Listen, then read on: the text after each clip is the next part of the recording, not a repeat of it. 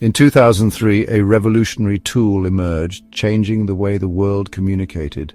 Skype, with its free voice and video calls, brought people closer, no matter the distance.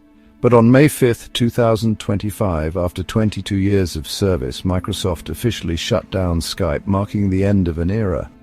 Founded by Nicholas Zenstrom and Janice Fries, Skype was a game-changer.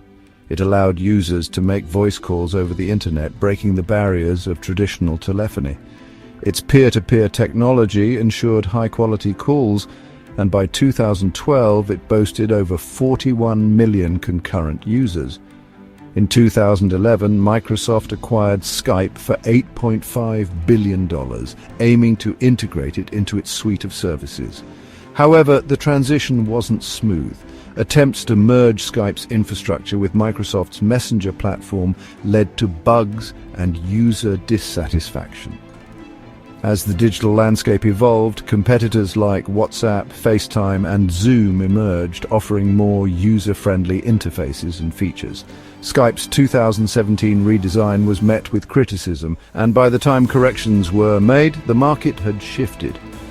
The pandemic in 2020 saw a surge in demand for video conferencing.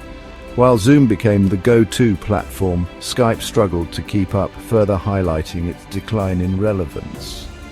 Recognizing the changing tides, Microsoft shifted its focus to Teams, a platform that combined chat, video conferencing, and collaboration tools. By 2025, Teams had integrated many of Skype's features, leading to the decision to retire Skype. Skype may have ended, but its impact on global communication is undeniable. It paved the way for the digital connections we now take for granted. As we bid farewell, we remember the countless moments it facilitated, bridging gaps and bringing the world closer together. RIP Skype 2003-2025. Dean, thank you for watching. Don't forget to subscribe to the channel for more stories like this.